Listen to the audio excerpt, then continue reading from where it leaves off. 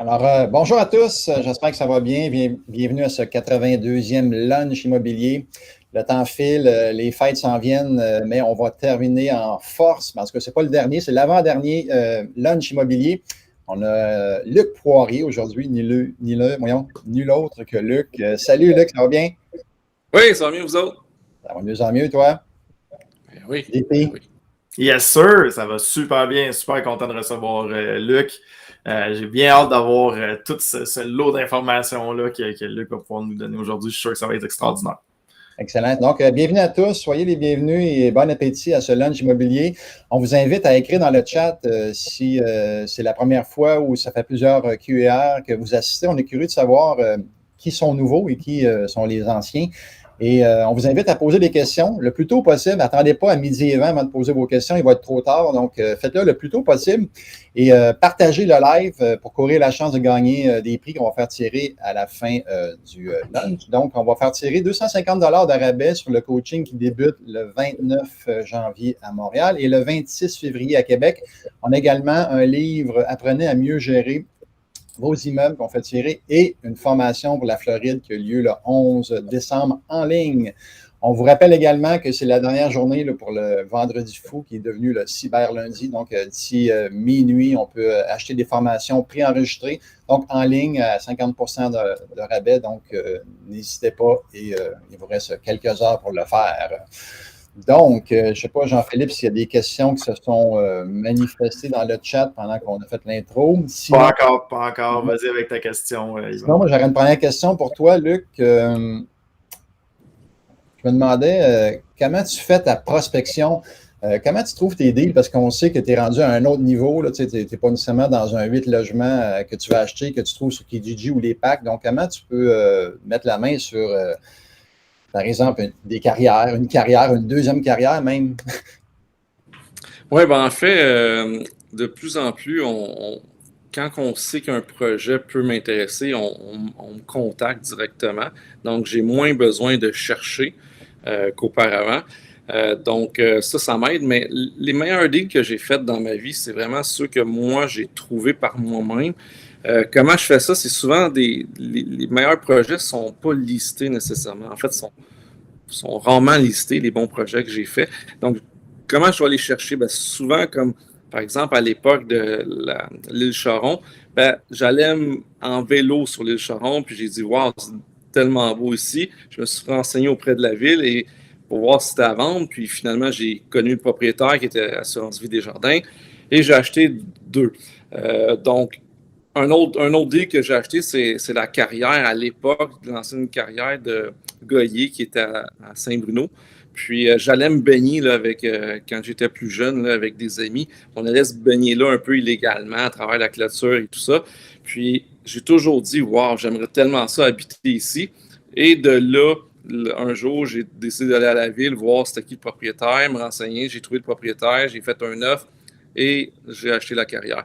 Donc, c'est un peu souvent comme ça. Ma femme, quand on roule en auto, elle me dit toujours de regarder en avant parce que je regarde tous les terrains et tous les projets au fil de la route. Puis ça, elle n'aime pas ça parce qu'elle dit que je suis jamais assez concentré. Sauf que c'est quand même ça que je fais. Pour avoir des opportunités, il faut être ouvert aux opportunités. Donc, il faut être prêt. Puis il faut être curieux, il faut regarder, il faut être en mode recherche d'opportunités. Donc, moi, je suis toujours en mode recherche d'opportunités. Est-ce que je recherche comme les autres sur des sites Internet et tout ça? Non, jamais. Donc, soit qu'on me les apporte parce qu'on sait que c'est des idées que je peux être intéressé, ou la plupart du temps, c'est moi qui vais les chercher avec différentes façons, mais la plupart du temps, c'est tout simplement quand je suis avec moi-même puis que je regarde partout. Aussi en vacances, quand je suis en vacances, exemple avec ma famille, la famille dort, moi je dors pas beaucoup, donc le soir tard, je me mets sur Google Earth puis je m'en vais visiter. En fait, je vérifie les idées potentielles qu'il pourrait y avoir dans telle région. Puis j'ai déjà trouvé quelques deals là, avec Google Earth. Donc il y a toutes sortes de façons. Puis les meilleurs deals, il faut se rappeler, sont souvent pas listés, donc il faut les chercher. J'aime ça, du farming très efficace et même du farming virtuel là, sur Google Earth. Tu es sûr que ta femme ne te dit pas que tu n'es pas concentré sur la route. Excellent. Hey, JP, as-tu quelque chose à ajouter là-dessus? Ouais, rien à ajouter. Je pourrais peut-être y aller avec ma petite question personnelle en attendant. Encore là, on le dit aux gens qui écrivent dans le chat, c'est toujours le même cas. Les gens sont gênés, ils n'écrivent pas leurs questions. Là, à la fin, quand on ferme le live, il y a plein de questions qui ne sont pas répondues, donc n'hésitez pas, allez-y. Moi, j'irais plus sur une question. On a eu la soirée clé qui était un peu l'humain derrière aussi. Mais moi, ce qui m'obsède un peu à avoir des gros investisseurs comme toi, Luc, c'est de dire c'est quoi qui fait la différence entre un bon investisseur et un très, très bon investisseur qui va percer, là, comme on disait, dans la stratosphère. C'est quoi les qualités requises ou les trucs requis ou l'attitude qu'on prend pour passer d'un bon investisseur à un très, très gros investisseur? Ben, je dirais, c'est le titre de mon premier livre, Voir grand, c'est que les gens ont peur, ont souvent peur, puis c'est une question d'argent aussi. Là. Quand tu commences, tu ne peux pas viser. En fait, on pense qu'on ne peut pas viser très haut, mais ce n'est pas le cas parce que quand on a un bon deal, comme moi, j'ai souvent pas eu l'argent pour faire les deals que j'ai fait des offres d'achat. Donc, je fais quand même l'offre d'achat. Exemple, si ça fonctionne, ben, après ça, ben, je me débrouille pour trouver soit des investisseurs, soit des prêteurs privés. Et je me débrouille. Quand le deal est bon, ça se trouve. Donc, la différence, moi, si j'avais juste visé normal avec l'argent que j'avais, ben, je ne serais pas là où je suis aujourd'hui. Donc, c'est de voir grand.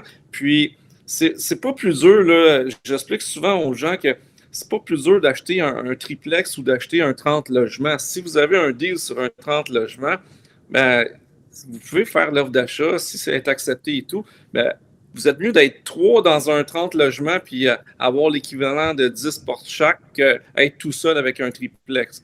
Ça, c'est clair. Et moi, je fais la même chose un peu dans les terrains, par exemple. Donc, au lieu d'acheter un petit terrain de 50 000 pieds carrés parce que ma liquidité me permet d'acheter ça, ben, j'achète un terrain d'1 million de pieds carrés, puis je m'associe avec des gens et on fait le projet. Donc, je préfère avoir un tiers, par exemple, d'1 million de pieds carrés que d'avoir 100% de 50 000 pieds carrés.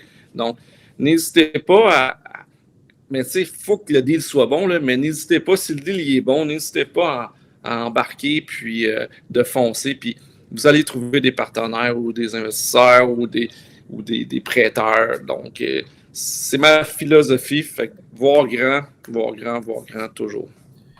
Là-dessus aussi, puis là, les questions du public commencent à rentrer. Là-dessus, Luc, aussi, ce qui m'impressionne, c'est que tu as changé souvent de domaine. L'immobilier, c'est large. Tu as changé souvent de domaine, de l'immeuble du commercial au résidentiel, à la tour, au terrain. C'est quand même pas facile de changer de secteur. T'avais-tu des trucs quand tu changes de secteur immobilier pour te faire la main à ce nouveau principe d'investissement-là? Ben, faut bien comprendre que moi, c'est pas l'argent qui me drive, là, c'est les défis. Puis j'ai besoin que ça soit jamais pareil, que ça soit difficile et tout ça. Et j'aime apprendre. J'adore apprendre. D'ailleurs, je viens de finir une maîtrise là, à l'université dernièrement. Donc, puis j'avais pas nécessairement besoin de ça, mais j'aime apprendre. Donc, en changeant toujours de domaine, autant dans l'immobilier que dans d'autres domaines également. J'ai été dans la restauration, l'import-export, manufacturier, toutes sortes de trucs, grossistes, etc. Donc, j'aime faire différent et apprendre. Puis, c'est vraiment...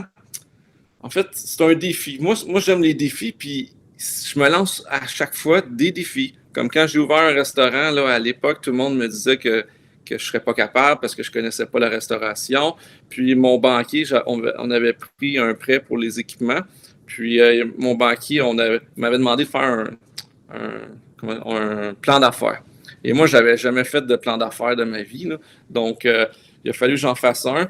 Puis, écoutez, j'avais mis très, très pessimiste, 1,8 million de chiffre d'affaires la première année. Le banquier a dit jamais j'atteindrais ça, que maximum 1 million. Puis finalement, on a fait 5,8 millions de ventes la première année avec mon restaurant. Wow. Donc, faut pas... en fait, faut être passionné. Moi, je suis passionné dans tout ce que je fais. Donc, quand j'ai fait la restauration, c'était ma passion à ce moment-là. Là, aujourd'hui, Aujourd'hui, je ne retournerai pas dans la restauration, ça c'est sûr, avec le problème de main-d'œuvre et tout. Donc, c'est pour ça que j'ai été plus dans l'immobilier et que je reste dans l'immobilier, c'est parce que ça me permet d'avoir une qualité de vie incroyable. Puis, c'est pour ça que je suis là. Mais effectivement, dans l'immobilier, j'ai été courtier immobilier, j'ai eu des portes, des logements résidentiels, j'ai eu du commercial, industriel, j'ai construit des tours à Montréal sur René Lévesque, sur Peel. Donc, j'ai à peu près tout fait. Aujourd'hui, je fais plus de terrain pour la simple et bonne raison que ça m'apporte beaucoup de temps libre et une qualité de vie exceptionnelle. Mais effectivement, l'immobilier est large, puis chaque domaine de l'immobilier apporte des lots de défis et de comment je pourrais dire, de différences, mais il faut apprendre à se connaître puis voir qu'est-ce qu'on aime. Et il y en a qui aiment ça avoir des portes, le plus de portes possible en résidentiel. Il y en a qui détestent la régie du logement comme moi je détestais, puis qu'ils préfèrent le commercial. Donc, il faut vraiment se connaître puis choisir qu'est-ce qu'on aime, puis foncer, puis pas avoir peur, puis faire tout avec passion. Absolument, absolument. Hey, tu parlais tantôt là, que tu as fait une maîtrise, puis tu investis, puis ça grossit, puis tu vois grand, tu fais plein de projets, mais il y a David Gilbert qui demandait une journée type, mettons, si tu en as une journée type de Luc, tu sais, le réveil, la routine, le système que tu utilises pour te structurer, as-tu des outils à partager par rapport à ça? Oui, ben journée type, c'est je me lève avec les enfants à 6h, 6h15. Les enfants partent 7h30, partent à l'école. Tranquillement, je me prépare, je vais au bureau, j'arrive au bureau vers 8h. Puis, je fais beaucoup de paperasse, si je peux dire. Donc, beaucoup de paperasse, des appels. Souvent des lunchs d'affaires. J'aime ça, aller luncher avec soit des partenaires ou des futurs acheteurs, des futurs vendeurs de terrain, etc. Puis, après ça, ben, je continue dans l'après-midi à travailler. Puis, j'arrive tôt à la maison vers 4h30, 5h. On accueille les enfants, on mange toute la famille. Le soir, quand tout le monde dort, parce que je ne dors pas beaucoup, quand les gens, ma famille dorme vers 10h, les enfants 8h15, 30, puis ma femme vers 10h. Donc, moi, souvent, ben, je m'installe, puis je refais un petit 3 heures de travail. Puis, c'est à peu près ça ma journée. Qu'est-ce qui est le fun de mon travail, c'est que c'est jamais pareil. Donc, je travaille au bureau à tous les jours, ou presque, sauf que mes journées ne se ressemblent jamais. Il y a toujours un truc qui arrive dans un des projets, soit une ville, un maire que je me pogne avec, ou peu importe. Donc, il y a toujours quelque chose de différent, puis c'est ça que j'aime de mon travail. Puis en même temps, ça me permet de pouvoir... Je prends minimum 4 mois de vacances par année, donc ça a déjà été plus que ça même. Puis ça me permet, en ayant l'immobilier, me permet d'être mon propre patron, donc de décider de mes vacances. Comme si une journée, il fait super, super beau, puis j'ai le goût d'aller faire du bateau, ben, je ne rentre pas au boulot, là, tout simplement. Donc, je n'ai pas personne qui va me taper ses doigts pour dire que je ne vais pas rentrer. Fait que des fois, il faut que je déplace des rendez-vous, quoi que ce soit. Mais dans l'ensemble, ma vie n'est pas exceptionnelle là, au niveau de mon travail. C'est juste que j'ai du temps libre qui me permet de l'immobilier, me permet ça. Puis je conseille tout le monde, on est tous ici pour l'immobilier, ben, c'est le plus beau métier du monde. Là. Donc, moi, je retiens que tu as des plages horaires qui sont un peu routiniers, mais les tâches à travers tout ça changent tout le temps. Fait que ça, c'est agréable, effectivement. Là, déjà, 12h15, le temps file. Je vous fais quelques petites annonces avant de passer à la prochaine question. On a le réseautage mercredi à Québec en présentiel, donc on peut vous accueillir enfin. Il va y avoir environ entre 100 et 150 personnes. L'inscription est gratuite, mais obligatoire. Donc, d'ici la fin de la journée, on devrait être en mesure de vous transmettre le lien pour aller vous inscrire. Tardez pas trop. Premier arrivé, premier servi, comme on dit. Ensuite, le réseautage virtuel le 8 décembre en ligne. Donc, soyez là, entre 200 et 300 personnes à chaque fois. 370 personnes se sont inscrites le mois dernier. Donc, il y a beaucoup de monde et il y a des salons thématiques. On peut aller se promener de salon en salon pour apprendre selon les sujets qui nous intéressent. On a également la formation en ligne le 11 décembre sur la Floride et le réseautage virtuel le 15 décembre à Montréal. On va l'annoncer sous peu avec les liens pour inscription. Donc, JP, est-ce qu'on a noté une autre question? Il y avait, en fait, mon ami Jérôme Thibault. Je pense que Luc, on en a parlé un petit peu, mais juste prédiction 2022, Luc, les investissements, on reste dans le terrain? Est-ce qu'on dans l'industriel qui est très, très chaud aussi? Ou est-ce Ouais.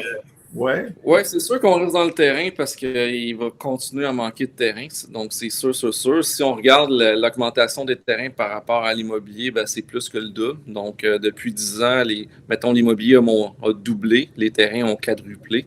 Donc, c'est sûr que je reste dans le terrain. Beaucoup d'industriels. Donc, je cherche l'industriel, des terrains industriels. J'en ai beaucoup, beaucoup sur la Rive-Sud. Je pense que c'est moi qui ai le plus de terrains industriels. J'ai à peu près 23 millions de pieds carrés en industriel, donc j'en ai beaucoup. Donc, je continue ce côté-là. Commercial, moins. Bon, ça change beaucoup le commercial, donc il faut faire attention. Multilogement, je ne suis pas là-dedans. Je ne veux pas m'en aller là-dedans pour l'instant. Je vais recommencer le multilogement dans quelques années, quand je vais construire sur mes gros projets comme la briqueterie, puis à Carignan et d'autres. Mais pour l'instant, ça ne m'intéresse pas. Puis, hors Québec, pour l'instant, à cause que mes enfants sont en bas âge, ça ne m'intéresse pas. Plus tard, oui. J'ai déjà regardé quand ils étaient très, très jeunes, puis que j'avais du temps pour voyager, travailler pour voyager à l'extérieur. Mais là, ces temps-ci, mes enfants sont à l'âge que j'aime être près d'eux, puis ça ne m'intéresse pas d'avoir quelque chose à l'extérieur. Mais éventuellement, oui, certainement. Donc, c'est un peu ça, mais le terrain, c'est ce que je vais privilégier dans les prochaines années. Parfait. En attendant la transition de hiver, en passant, j'adore ta réponse, Luc, parce que, tu sais, on peut avoir des gens qui sont très, très, ils ont un succès extraordinaire au niveau de la vie d'affaires, mais qui ont une vie familiale un petit peu déficiente. Puis je pense à la soirée clé, tu avais dit aussi que Richard Branson était un de tes mentors, justement, parce qu'il avait réussi dans plusieurs paliers de sa vie. Fait que je voulais juste donner un petit thumbs up sur la réponse. Je suis entièrement d'accord avec toi. Puis le défi versus l'argent, quand quelqu'un aime le défi, hein, c'est toute la beauté de la chose parce qu'il va enjoy the process en anglais. Je voulais juste donner un petit coup de pouce là-dessus. J'étais entièrement d'accord avec toi, Luc. Hey Luc, on a un tripeux de Ferrari comme toi dans le prix. Félicitations en passant pour ta 296. C'est ça? Elle est sortie. Ouais. Tu en as acheté combien de douzaines? Ben, des Ferrari, j'en ai plusieurs en commande. Non, mais celle-là, tu en as acheté quelques-unes pour avoir la. Non, j'en ai acheté deux, une coupée, une décapotable. La décapotable, c'est pour ma femme, puis la coupée, c'est pour moi. OK. Good. Nicolas Lessard, il dit bonjour Luc, comment la hausse attendue des taux d'intérêt influence tes décisions d'investissement? Est-ce que c'est quelque chose qui peut Absolument rien dans mon cas. Là. Je comprends si j'avais des blocs appartements, ça changerait beaucoup de choses. Donc, peut-être je me dépêcherais mettons, j'ai toujours pris des prêts ouverts. Là, peut-être que je ferais tout pour les fermer. Mais dans mon cas, à moi, c'est comme c'est du terrain. Puis la plupart des banques ne financent pas les terrains. Donc, quand j'ai besoin d'un financement, c'est souvent des privés. Donc, ça change pas la game en ce moment pour moi, les taux d'intérêt. Mais je comprends que pour la plupart des gens qui écoutent en ce moment, la hausse d'intérêt est importante. Mais en même temps, elle ne sera pas si élevée que ça. Le taux d'intérêt va monter peut-être de 0,5. Là. Ça ne montera pas de 2-3 %. Là, oubliez ça, là, ça n'arrivera jamais. Donc, faites-vous-en pas avec ça. Là. C'est pas jamais, mais en tout cas, c'est pas demain la veille que ça va arriver. Pas à court terme, peut-être même pas. Je pourrais te dire, Yvan, ça fait depuis 1995 que je fais de l'immobilier. Puis, je dis à tout le monde depuis 1995 que les taux d'intérêt ne monteront jamais comme on a vu là, dans les années 70-80. Pour un paquet de raisons, mais surtout l'endettement des gouvernements. Donc, jamais, les taux d'intérêt vont pouvoir augmenter plus que 5 % par exemple. Puis, je le dis depuis 25 ans, puis depuis 25 ans, j'ai raison, puis je suis sûr que dans les prochains 25 ans, ça va rester comme ça aussi. Effectivement, ça ne remontera pas comme les années 80, ça n'aurait pas de sens. Tout s'écroulerait.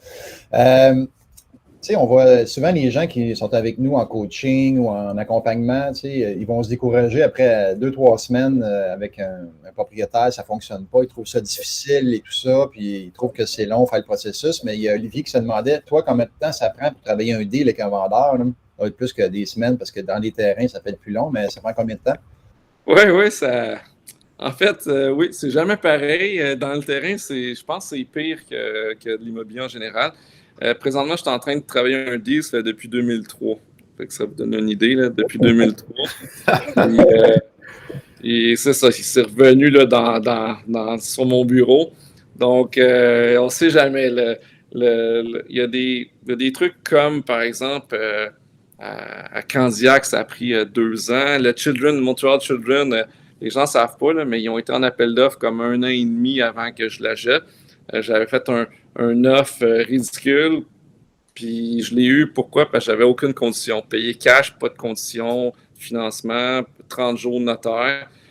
Donc, c'est comme ça que je l'ai eu. Mais au début, ils ne voulaient pas accepter mon prix parce que c'était trop bas. Sauf que après avoir fait le tour des autres soumissionnaires, ben, ils ont décidé d'aller avec moi parce que tout le monde demandait des conditions de fou, dont le zonage surtout. Donc, c'était plus simple pour moi en fait, pour eux, c'était plus simple de me le vendre à moi plutôt que de le vendre à d'autres au double du prix. Là. Donc, c'est jamais pareil. Idéalement, le plus vite quand je fais une offre d'achat, plus vite c'est closé, mieux que c'est.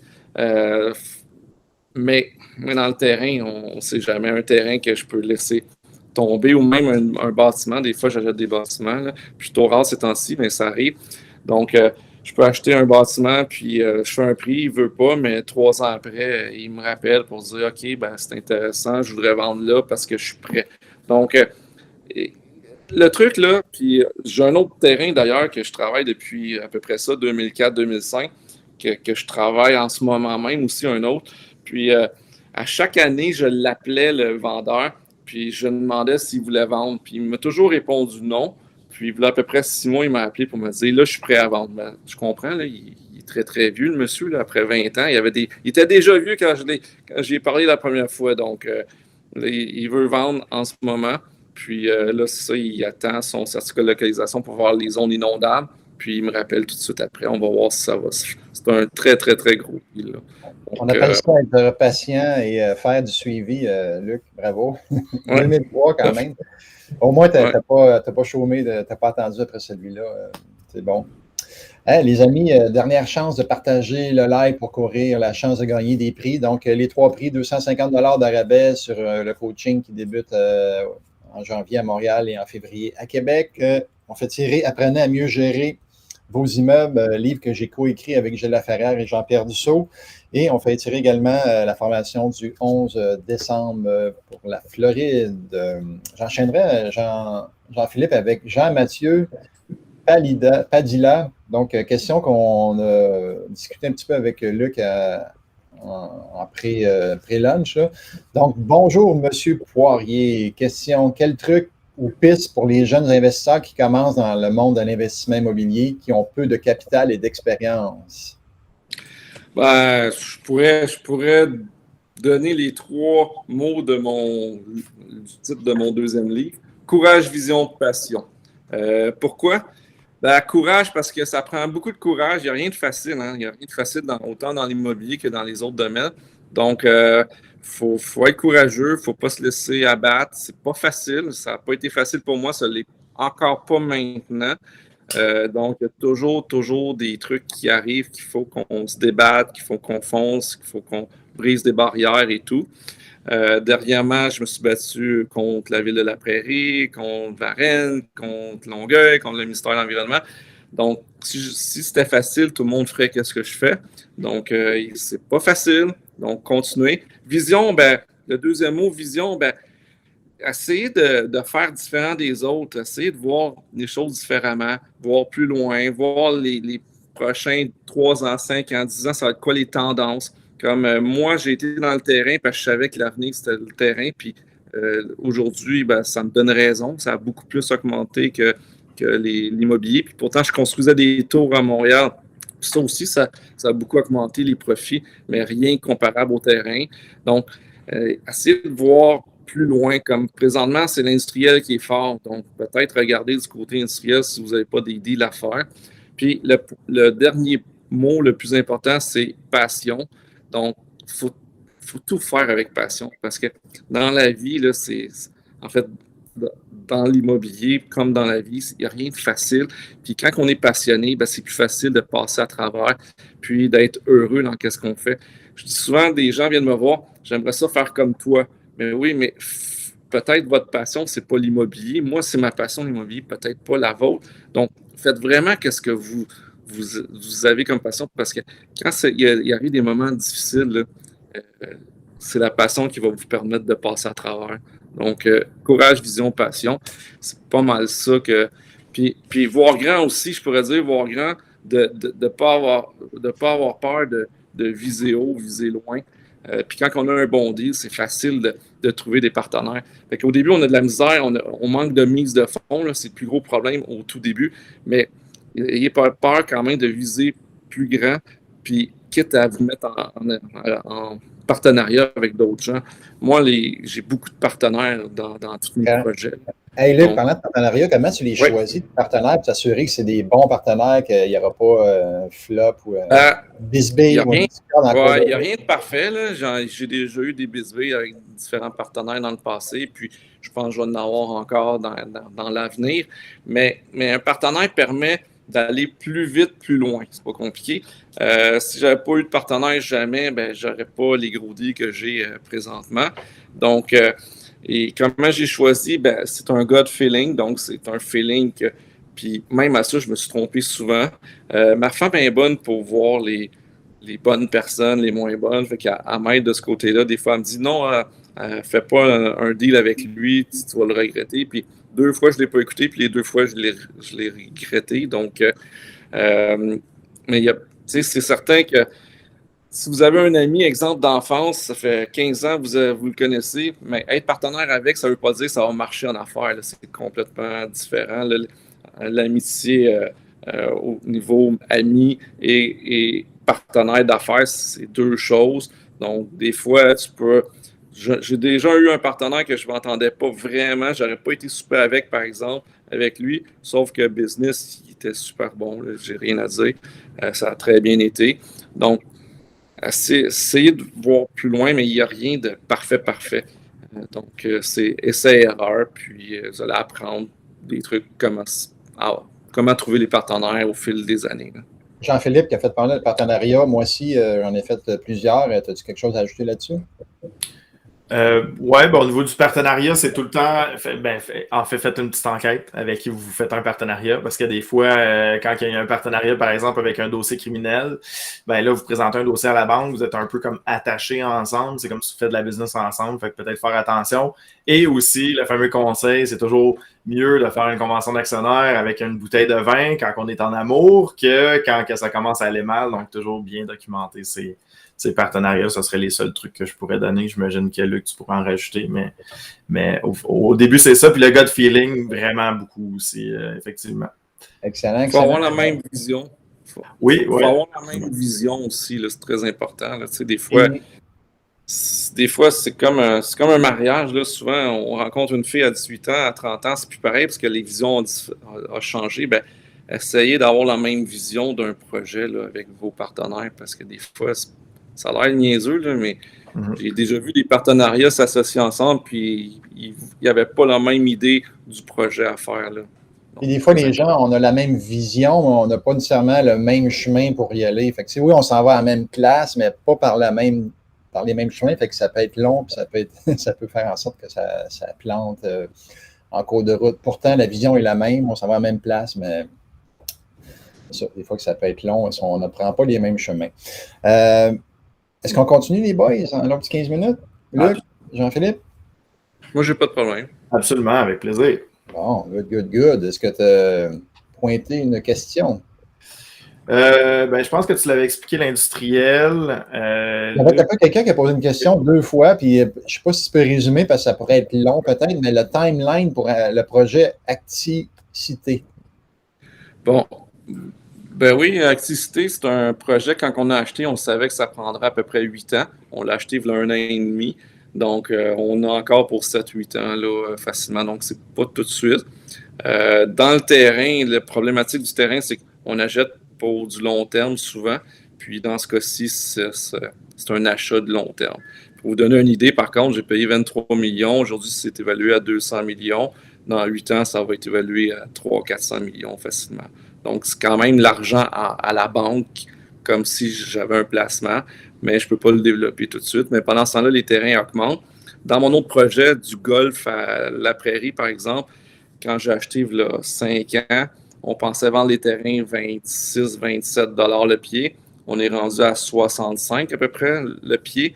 Puis, imaginez, dans 8 ans, on serait rendu là, à 80-85$ le pied. Donc, malheureusement, c'est long, mais on n'a pas le choix. Mais pendant ce temps-là, ça augmente. Donc, c'est un moindre mal. Good. Good. Moi, je peux me permettre une question, Yvan, en attendant que tu cherches la prochaine. Avec les villes, comment ça se passe? Parce que là, en tout cas, du point de vue investisseur multilogement, au niveau des permis, on voit les délais exploser, on voit les négociations qui sont de plus en plus dures, la documentation. Comment ça se passe au niveau du terrain? As-tu des séances de méditation, des séances de méditation, de relaxation? Oui, vas-y, Luc. Effectivement, ça prendrait ça parce que c'est de plus en plus l'enfer. Les délais. Quand j'achetais un terrain, quand j'ai commencé il y a quelques années, c'était 2 ans quand tu achetais puis tu pouvais construire. Aujourd'hui, on parle de 5 ans, puis ça continue à augmenter. Pourquoi? Parce que les villes ont peur d'avoir peur d'avoir peur. Fait qu'ils font des consultations publiques, par exemple, qui durent 2 ans plutôt que juste accepter le projet parce que la plupart du temps, ils ne sont pas obligés de faire des consultations publiques. Au final, généralement, ça revient pratiquement pareil que le projet au début, que la ville voulait, que nous, on voulait. Donc, c'est juste des pertes de temps. Au niveau du ministère de l'Environnement, aujourd'hui, ça prend presque 1 an à avoir les autorisations. Là, quand j'ai commencé, c'était 3-4 mois. Donc, il y a de plus en plus de gens aussi, on le voit, là, les changements de personnel dans les villes, c'est depuis 2-3 ans, c'est hallucinant, là, ça n'arrête pas de changer. Donc, par exemple, ça allait bien avec un directeur général, mais il dure 6 mois, puis 6 mois après, il y en a un nouveau. Le nouveau, ça y prend quelques mois de se remettre dedans. Là, 1 an après, il n'est plus là, il est remplacé déjà. Donc, c'est de plus en plus difficile. Heureusement que, autant dans l'immobilier en général que dans le terrain, les valeurs augmentent. C'est un pansement sur tout ça. Mais sinon, si ça ne montait pas les prix puis qu'il y aurait des délais comme ça, ben, c'est sûr que je vendrais tout puis je continuerais des projets là, partout ailleurs en Amérique, sauf au Québec, parce que c'est vraiment une problématique du Québec, ce qu'on voit là. Ailleurs en Ontario, puis aux États-Unis, ils arrivent avec un projet d'1 milliard, puis ils ont les bras dans les airs, puis ils font tout pour que ça fonctionne. Puis ici, ben, c'est de plus en plus socialiste. Donc, on le voit, la montée de Québec solidaire et tout ça.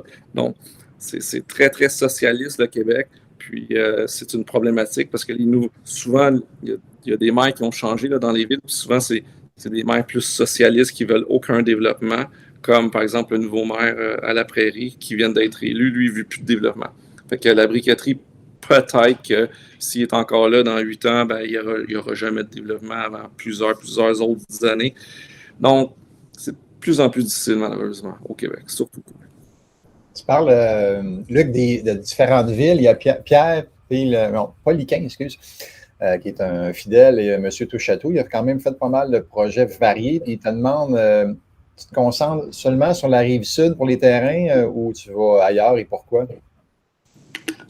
En fait, j'étais partout au Québec avant. Là. J'avais des terrains à Québec, Trois-Rivières, Gatineau, Saint-Jérôme, Mirabel.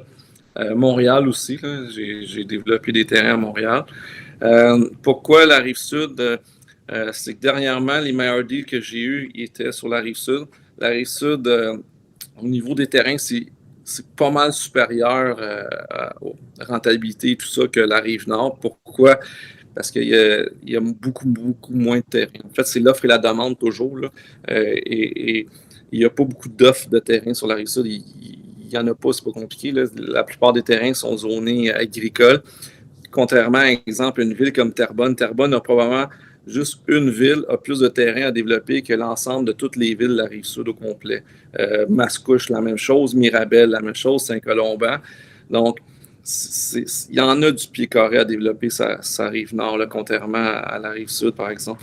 Donc, l'offre et la demande, j'habite là aussi. Donc, comment je trouve mes terrains, c'est souvent quand je me promène. Donc, je me promène plus sur la Rive-Sud, bien évidemment, parce que c'est mon patelin. Donc, je connais, au fil des années, je connais plus les vendeurs, je connais plus les acheteurs, les constructeurs. Donc, c'est plus naturel pour moi. Par contre, est-ce que si j'ai un deal ailleurs au Québec, si je vais y aller, probablement. Donc, mais les meilleurs deals pour moi en ce moment sont sur la Rive-Sud. Je travaille un gros projet, un gros terrain à Montréal dans 2-3 ans qui devrait fonctionner. Donc, vous allez entendre parler de moi à Montréal parce que ça va être pas mal publicisé dans les médias. Mais je vais au gré des deals. Puis les deals sont plus faciles pour moi, ça arrive ça. OK, excellent. On approche de la fin, on va en prendre 2-3 autres. Il y en a une que je trouve intéressante de Christophe Langevin. On apprend toujours quand on fait de l'immobilier, chaque transaction, on apprend quelque chose, mais il demandait un des deals que tu as vraiment comme appris là, de quoi de plus particulier ou une grande leçon là, de vie que tu as appris à travers un deal. Oui, l'île Charon, c'est une très, très bonne leçon. Avant d'acheter l'île Charon, je parlais autant à la ville que la ville de Longueuil, ainsi que le ministère de l'Environnement. Et dans les deux cas, là, ils me déroulaient le tapis rouge. Ils voulaient donc que je fasse le projet. Puis le ministère de l'Environnement m'avait dit enfin un projet qu'on n'a pas de problématique environnementale. Donc, j'achète le terrain, je dépense plusieurs millions. Et tout de suite après, quelques citoyens, il était à peine 20 citoyens qui ont fait dérouter le projet. Donc, ils ont fait aujourd'hui, derrière un clavier sur Internet, c'est facile de démolir un projet. Là. C'est un peu désolé. Oui, ça fait que c'est facile de démolir un projet là, derrière un clavier. Donc, c'est ça qui est arrivé. Donc, il y a à peu près une vingtaine de personnes qui ont envoyé dans les médias sociaux, puis des lettres là, aux différents paliers gouvernementaux. Puis, ça fait que le projet qui était le plus gros projet du Québec à ce moment-là, 1,3 milliard en immobilier résidentiel, il a été avorté. Donc, ils ont mis une réserve, puis ils ont voulu me faire une expropriation. Puis, j'ai appris, la leçon à apprendre, c'est que les politiciens, c'est tous des menteurs. Ils ont aucune... ils veulent juste se faire élire. Ils pensent juste aux 4 ans. Puis, ça, je le vois là, dans toutes les villes, à peu près, présentement. Donc, malheureusement, ne pas faire confiance à aucun politicien, C'est drôle parce que je lisais un de tes posts sur les 3000 logements à 295 millions. Comment ils vont construire ça à 93 000 la porte? Ça ne fait pas de sens. Hein? Je ne sais pas si on peut le mettre dans le chat, Lise, mais un article que Luc a partagé qui prouve justement que, en tout cas, entre autres, que les politiciens sont là pour se faire réélire, puis ils vont dire ce qu'ils veulent, ce qu'il faut pour se faire réélire. Tu avais une question, JP, de Yannick? Oui, et un autre ami, Yannick Poisson-Michel.